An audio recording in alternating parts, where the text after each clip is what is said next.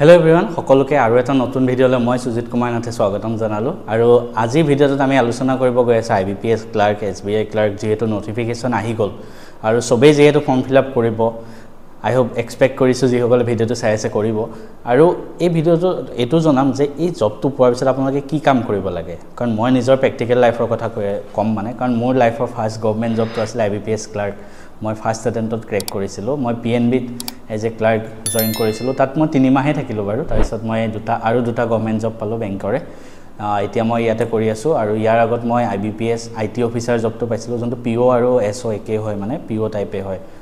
assistant manager scale 1 officer হয় এটো তো আজি ভিডিঅটো আমি ক্লাৰ্কৰ যোনটো ডিউটি হেতু মই আপোনালোকক কম একদম প্ৰেক্টিকেল লাইফৰ কথা মানে মই নিজৰ এক্সপেৰিয়েন্সৰ কথা কম আপোনালোকৰ কিমান কষ্ট হ'ব ৰাতি 8-9 লৈকে থাকিব লাগিব নেকি কিমান দিন বন্ধ গুটেখিনি কথা আমি ভিডিঅটোৰ শেষলৈকে আলোচনা কৰিম ভিডিঅটো শেষলৈকে চাই থাকিব হা পোনপ্ৰথমে SBI ক্লাৰ্ক এটা এক্সাম হয় আৰু IBPS ক্লাৰ্কৰ পৰা কোট জব পাই জানেনে মই অলৰেডি আপোনালোকক কৈ থাকো ভাৰতৰ 11টা নেশনালাইজ বেংকত জব পাই যেনেকে PNB bank of Baroda bank of Maharashtra Indian bank union bank of India Canada bank তেনেকে 11টা বেংকত আৰু SBI ক্লাৰ্ক বেলেগ এটা এক্সাম হ'ব গৈ আছে যোনটো আপোনাৰ SBI ক্লাৰ্ক হিচাপে জয়েন কৰিব পাৰিব ফাৰ্স্ট অফ অল স্যালাৰি সবে ভাবে স্যালাৰি কিমান পায় মানে বেংক ওয়াইজ ডিপেন্ড কৰিব 40 আপোনাৰ জয়েন কৰিয়ে হাতত 45 টু 50000 ইন হ্যান্ড আপুনি পাব মাহত ঠিক আছে বেংক ওয়াইজ ভেৰি কৰিব যক SBI অকমান বেছি হ'ব 50 মান হ'ব বাকি PNB 45 46 তেনেকুৱা হ'ব পাৰে তো জয়েন কৰিয়ে আপুনি হিমানখিনি পইচা আপোনাৰ একাউন্টত সোমাব এতিয়া কথাটো হল কিমান কাম কৰিব লাগিব আপুনি সেই পইচাটোৰ কাৰণে আৰু কিমান কষ্ট হয় কাৰণ জবে কয় ন বেংকত বহুত কষ্ট হয় সঁচাকে বেংকত হিমানখিনি কষ্ট হয় নেকি আমি আলোচনা কৰিম ঠিক আছে মই নিজেও যেহেতু 3 মাহ কৰি আহিছিলো মই যদি মোৰ কথা কওঁ মই জয়েন কৰিছিলো 2022 আৰু আমাৰ জয়েনিং হৈছিলে লখনৌ PNB ৰ এটা ষ্টাফ ট্ৰেনিং কলেজ আছে লখনৌত আছিল তাতে আমি 15 দিন ট্ৰেনিং কৰিছিলো মজা লাইফ আছিল ট্ৰেনিংত আমাৰ পুৰা এনজয় হয় আৰু বেংকৰ কথাও শিকায় সন্ধিয়া সময়ত লগৰখিনি লগ পাওঁ ফ্ৰেন্ড বনাই লৈছিলো বহুত অসমৰখিনি তাৰপিছত আমি ফুৰিব যাওঁ মথুৰা গলো তাৰপিছত তেনেকে ওচৰে মথুৰা নহয় অযোধ্যা গৈছিলো লখনৌৰ পৰা অযোধ্যা 3 ঘণ্টা তেনেকে ওচৰে আমি ফুৰিছিলো তো 15 দিন ভালকে গল তাৰপিছত আহি ব্ৰাঞ্চ পোষ্টিং দিয়ে মোৰ ব্ৰাঞ্চ আছিল জিঞ্জিয়া মানে বিশ্বনাথ ডিস্ট্ৰিক্টত আছিল আৰু প্ৰথম কথা আপোনালোকে বহুতে খুলি থাকে ন ডকুমেন্টছ বিলাক কেতিয়া জমা দিব লাগিব ডকুমেন্টছ বিলাক আপুনি যেতিয়া ক্লাৰ্ক জবটো পাব সেই তেতিয়া আপুনি ডকুমেন্টছ জমা দিব লাগিব তেতিয়া কিন্তু ডকুমেন্টছ সব অৰিজিনাল নিব লাগিব ভেৰিফাইড হ'ব লাগিব যেনেকৈ OBC কোনোবা হলে NCL লাগিব ধৰক বা EWS হলে EWS লাগিব বছৰটোৰ কাৰণে ডিগ্ৰী সাৰ্টিফিকেট কিন্তু যেতিয়া আপুনি এপ্লাই কৰিছে সেই এপ্লাই কৰাৰ ডেটৰ আগত আপোনাৰ ডিগ্ৰী সাৰ্টিফিকেট থাকিব লাগিব তেতিয়া দিব লাগিব যেতিয়া আপুনি জয়েন কৰিব এতিয়া দিব নালাগে মানে কোনোবাই যদি এনে প্ৰেক্টিছৰ কাৰণে এক্সামটো দিব বিচাৰি আছে দি দিব পাৰে এতিয়া একো সাৰ্টিফিকেট দিব নালাগে কম্পিউটাৰ কিবা থাকিলে তেতিয়া দিব লাগিব ঠিক আছে তাৰ পিছত মোৰ ব্ৰাঞ্চ পোষ্টিং দিছিলে জিঞ্জিয়া বিশ্বনাথ ডিস্ট্ৰিক্ট মোৰ ঘৰ আছিল তেজপুৰ তো সবে কয় ন ক্লাৰ্কত একদম ঘৰৰ ওচৰত পোষ্টিং পায় আসল কথা হেতু নহয় মই নিজৰ এক্সপেৰিয়েন্সৰ ভালৰ পৰা কৈ আছো মোৰ ধৰক ঘৰ মোৰ তেজপুৰ শিৱ মন্দিৰ মেডিকেলৰ ওচৰত মোৰ ব্ৰাঞ্চ আছিল জিঞ্জিয়া বিশ্বনাথ ডিস্ট্ৰিক্ট মোৰ ঘৰৰ পৰা সেই জেগাটো 2 ঘণ্টা মান 2-3 ঘণ্টা লাগি যায় বাইকত গলে মই তাতে গৈ ভাড়া ঘৰত আছো তো এটো নাভাবিব যে আপুনি PO হলে অল ওভাৰ ইণ্ডিয়াত দিব পাৰে ক্লাৰ্ক হলে অসমৰ যিকোনো জেগাত দিব পাৰে আপোনাক তো এটো নাভাবিব কি ঘৰৰ একে ওচৰৰ ব্ৰাঞ্চটো পাব মোৰ ঘৰৰ ওচৰৰ ব্ৰাঞ্চটো তেজপুৰ মেডিকেল কলেজ হয় ঘৰৰ পৰা 5 মিনিট লাগে সেই ব্ৰাঞ্চটোত মই পোৱা নাই মই পাইছো জিঞ্জিয়াত ঠিক আছে সাৰ্কুলটো একে দিব পাৰে কিন্তু আপোনাৰ ব্ৰাঞ্চটো অলপ দূৰ দিব পাৰে প্ৰথম কথা সেকেন্ড কথা যদি কোনোবা ফিমেল ক্যান্ডিডেট হয় ছোৱালী মানুহ হলে তেওঁলোকক অলপ প্ৰিফাৰেন্স দিয়ে ঘৰৰ ওচৰত তেওঁলোকক প্ৰাইভেট পোষ্টিং দি দিয়ে ক্লাৰিকেলত তো হেতু আপোনালোকৰ সুবিধা আৰু নৰমালি ক্লাৰ্ক হলে আপোনাৰ মানে পিছলে মানে যেতিয়া চিনাকি হৈ গৈ থাকে মিউচুৱেল ট্ৰান্সফাৰ লৈ আপুনি ঘৰৰ ওচৰে পাজৰে আহিব পাৰে হেতু চিন্তা নাথাকে পিঅত কিন্তু হেতু অপচন নাথাকে পিঅত আপোনাৰ যত পোষ্টিং দিব পাৰে তো ক্লাৰিকেলত আপুনি ম্যাক্সিমাম ঘৰৰ ওচৰত থাকিব পাৰে মানে আৰু তাৰ পিছত কি কাম কৰিব লাগে প্ৰথম কথা কাম কি কৰিব লাগে আগতে আমি কৈ থওঁ কেটালৈকে কাম কৰিব লাগে বহুতে কয় ন বেংকত বহুত কষ্ট হয় বেংকত যদি আপুনি PO বনে যেনেকৈ SBI PO IBPS PO exam হ'ব গৈ আছে PO বনিলে অফিচাৰ বনিব POত আপুনি হুমুৱা টাইম 10টা হয় উলুৱা টাইম যিকোনো হ'ব পাৰে হেয়া লাগিলে 5টাও হ'ব পাৰে 6টাও হ'ব পাৰে ৰাতি 8টাও হ'ব পাৰে কেতিয়াবা ৰাতি 10টাও হ'ব পাৰে ঠিক আছে বাট আপুনি যদি বেংকত ক্লাৰ্ক হিচাপে জয়েন কৰে যিকোনো বেংকতে হোক আপুনি 5টা বজাত আপোনাৰ টাইম শেষ হৈ যায় তাৰ পিছত যদি কাম কৰে হেতু আপোনাৰ নিজৰ ইচ্ছামতে কৰিব পাৰে কোনোবা যদি বহুত কাম কৰি ভাল পায় বা কাৰোবাৰ যদি ঘৰত যাব মন নাযায় ঘৰত নিজৰ ওয়াইফৰ লগত কাজিয়া হৈ থাকে তেনেকুৱা মানুহ থাকি যায় বাৰু বেংকত তেওঁলোকে 5টা 6টা যিমান মৰ্জি থাকিব পাৰে কিন্তু আপুনি যদি ক্লাৰ্ক হিচাপে 5টা বজাত ওলাই আহে তেনেহলে আপোনাক কোনো ৰখাব নোৱাৰে হেতু সময়ত আৰু যেটো মানে বেংকৰ ক্লাৰিকেলৰ যেটো ইউনিয়ন থাকে ইউনিয়ন বহুত ষ্ট্ৰং হয় তো ক্লাৰিকেলক মানে ইমান বেছিকে কামৰ প্ৰেছাৰ দি সন্ধিয়ালৈকে ৰাতিলৈকে ৰখাব নোৱাৰে কেতিয়াবা এদিন দুদিন যদি আপোনাৰ নিজৰ ভুলৰ কাৰণে কিবা হৈছে তেতিয়াতো থাকিবই লাগিব অবিয়াসলি আপোনাৰ নিজৰ ভুলৰ কাৰণে হৈছে এনে আপুনি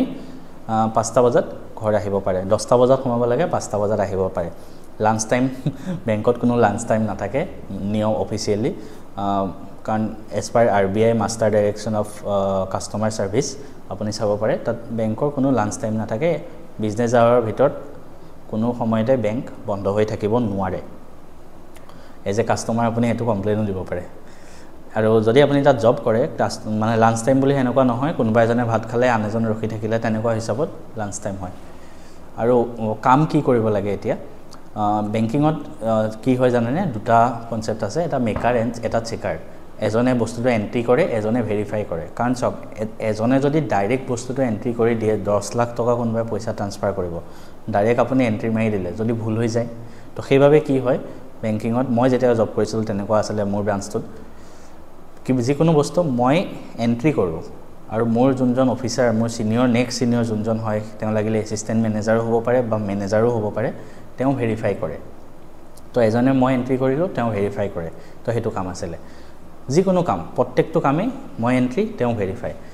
এটা আমি কাম কি কৰিব লাগে প্ৰথম আপুনি কৰিব লাগিব সৰু কামৰ পৰা ডাঙৰ কামলৈকে মই কৈছো সৰু কাম যদি একে গাঁৱৰ মাজৰ ব্ৰাঞ্চত পোষ্টিং হয় যেনেকৈ মোৰ আছিল গাঁৱৰ যিকোনো মানুহে আপোনাক আহি খুদিব মোৰ একাউণ্টত কিমান বেলেন্স আছে চাই দিয়কচোন তো আপুনি চাই দিব লাগিব হেঁতক কিমান বেলেন্স আছে কৈ দিব লাগে এটো সৰু কাম একদম ঠিক আছে হেতু কামো কৰিব লাগে পাসবুক প্ৰিন্টিংও কেতিয়াবা দিব পাৰে আপোনাৰ হেতুও কৰিব লাগে তাৰ উপৰি আপুনি KYC ডকুমেন্টস ভেৰিফাই কৰিব লাগে KYC ডিটেইলছ আপুনি পোৰ্টেলত এন্টাৰ কৰিব লাগে CBS ত আৰু KYC ডকুমেন্টস তেওঁলোকে দিব যেনেকৈ Aadhaar card PAN card voter ID form দিব সেইবিলাক আপুনি ভেৰিফাই কৰি তাত এন্টাৰ কৰিব লাগে সেইখিনি আপুনি এন্টাৰ কৰাৰ পিছত আপোনাৰ নেক্সট সিনিয়ৰ জনে সেইখিনি ভেৰিফাই কৰি দিয়ে তো তেওঁ সেইখিনি ভেৰিফাই কৰি দিব তো তেনেকুৱা কাম ওলাই বিভিন্ন ধৰণৰ কাম ওলাই কোনোবা NEFT RTGS কৰিব আহিব চেক লৈ আহিব NEFT RTGS ট্ৰান্সফাৰ কৰিব লাগে সেইখিনি আপুনি কৰি দিব লাগে আপুনি জাস্ট এন্ট্ৰি কৰিব তেওঁ ভেৰিফাই কিন্তু দুইজনৰ গাতে ৰিস্ক থাকে আপোনাৰ গাটো ৰিস্ক তেওঁৰ গাটো ৰিস্ক ঠিক আছে তো সদায় এন্ট্ৰি কৰোতে সাৱধানে কৰিব লাগে কাৰণ বহুত বেছি এমাউন্ট যেতিয়া হৈ যায় আমাৰ নিজৰ ভয় লাগি যায় যদি একাউন্ট নম্বৰ এটা মিসমেচ হৈ যায় বেলেগৰ একাউন্টত গুচি যাব গতিকে হেতু কাম ভালদৰে কৰিব লাগে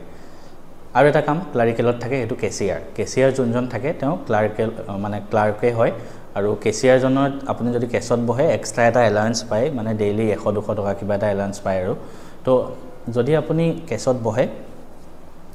ৰিস্ক থাকে কিন্তু ঠিক আছে এক্সপাৰ্ট নবনালৈকে ৰিস্ক থাকে মই নিজেও 3 দিন মান কেছত বহিছিল মোৰ বেয়া ভয় লাগে প্ৰথম দিনা বহিছো মানে একদম পইচাৰ বান্ডল লৈ মানুহ আহে আৰু গাঁৱৰ মানুহবিলাক বেয়া চালাক থাকে মানে বান্ডল লৈ আহিব ন তাৰ ভিতৰত কি কৰে 500 টকীয়া বান্ডল এটা লৈ আহিলে তাৰ ভিতৰত বেলেগ এটা পইচা ভৰাই দিব 100 টকীয়া এটা ভৰাই দিব তো হিসাব কৰোতে মেচিনতটো হিসাব কৰোৱে মই তেতিয়া মেচিন থাকে নিজেও হাতৰ পৰা হিসাব কৰি থাকো মানে তো হেড তেনেকৈ আপুনি কৰিব লাগে কেছত অলপ ৰিস্ক থাকে আৰু কাৰণ অকলে আপুনি সম্ভালিব লাগিব গুটেখিনি বস্তু আপোনাৰ ওচৰতে গুটে পইচাখিনি আপোনাৰ ওচৰতে লৈ আহিব পইচা ঘূৰাই দিওঁতে আপুনিয়ে কৰিব দিব লাগিব ৰাতিপুৱা সময়ত আপুনি কেছ আহি আপুনিয়ে ধুনীয়াকৈ সিজিল কৰিব লাগিব মিলাব লাগিব কেছৰ যোনটো ৰুম আছে হেতু এক্সট্ৰাকে থাকে কেছ কাউন্টাৰ আপুনি বেংকত দেখিছে কেচিয়াৰজন যেতিয়া আপুনি কেচিয়াৰ হলে উলাই গলে দৰ্জাখন লক কৰি যাব লাগিব আহি পেলাই আকৌ কামত বহিব লাগিব কেছত হলে এটা ভাল আপোনাৰ 3:30-4টা বজাত কামটো খতম হৈ যায় আপুনি যদি এক্সপার্ট বনি যায় তেনেহলে 3:30-4টা বজাত আপোনাৰ কামটো ধৰক খতম হৈ যাব কাৰণ যেতিয়ালৈকে কাস্টমাৰ এটা বেংকত যায় তেতিয়ালৈকে কেছ থাকে ম্যাক্সিমাম 4টা লৈকে থাকে তাৰ পিছত আপুনি কেছটো মিলালে আপুনি যদি এক্সপাৰ্ট হৈ যায় 10-15 মিনিটত মিলি যাব আৰু নহলে আপোনাৰ 2-3 ঘণ্টাও লাগিব পাৰে কাৰণ যদি বাই চান্স আপোনাৰ কেছ নিমিলে পইচা যদি কম আছে ঠিক আছে সিস্টেমত যিমান দেখাই আছে আপোনাৰ ওচৰত যদি কম আছে তাৰ মানে আপোনাৰ ভুল হ'ল যিখিনি কম আছে আপুনি নিজৰ পইচাৰ পৰা নিজৰ এক পকেটৰ পৰা দিব লাগিব 10,000 হওক 20,000 হওক লাগিলে 100 টকাই হওক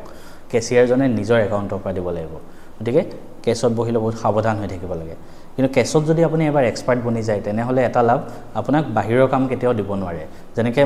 মই কেছত বহা নাছিলোঁ মই বাহিৰত বহিছিলোঁ গতিকে মোক যিকোনো মিছেলেনিয়াছ কাম দিব পাৰে কোনোবাই পাছবুক আহি সুধিলে পাছবুক প্ৰিণ্ট কৰি দিলোঁ কোনোবাই আহি ক'লে KYC আপডেট কৰিব লাগে সেইটো কৰি দিলোঁ কোনোবাই আহি ক'লে বোলে মোৰ NEFT কৰি দিব লাগে সেইটো কৰি দিলোঁ বাট কেছত বহিলে আপুনি অকল কেছৰ কাম বেলেগ বাহিৰৰ একো কাম আপোনাক কৰিব নিদিয়ে সেইটো এটা লাভ আছে আৰু বেংকৰ জব হয় অলপমানটো কষ্ট হ'বই কাষ্টমাৰ যেহেতু আহে অলপমান কষ্ট কৰিবই লাগিব আপুনি গতিকে সেইখিনিয়ে কষ্ট হয় বাকি যিখিনি সময় থাকে এনজয় কৰিব পাৰিব আৰু মই মোৰ ফালৰ পৰা যদি অপিনিয়ন দিব বিচাৰো লাষ্টত আপুনি PO জয়েন কৰিব লাগে নে ক্লাৰ্ক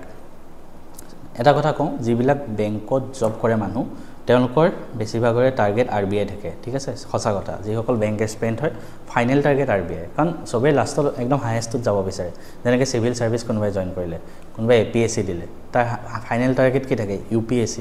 ঠিক তেনেকৈ কোনোবাই বেংকত জব কৰিলে কি লাগিলে PO হওক ক্লাৰ্ক হওক যিয়ে নহওক ফাইনেল টাৰ্গেট RBI তো আপুনি PO হলেও ফাইনেল RBI কাৰণে মাথা মাৰিব কাৰণ RBI ত কাস্টমাৰ যেহেতু নাহে ওয়াৰ্ক লাইফ ব্যালেন্সটো অলপ ভাল হয় আৰু RBI ত শনিবাৰ দেওবাৰ দুইটা দিনে বন্ধ থাকে বাট আপুনি বেলেগ বেংকত এতিয়া ক্লাৰিকেল জব কৰিব তাতে আপোনাৰ অকল সেকেন্ড স্যাটাৰডে ফোৰ্থ স্যাটাৰডে বন্ধ থাকিব আৰু RBI ত এতিয়া চাওক আপুনি ক্লাৰ্ক হলেও বা আপুনি PO হল যিকোনো দুটা জব PO হলে আপুনি সময় নাপায় ঠিক আছে আপুনি বেংকতে ফাইনেল কাম কৰিয়ে থাকিব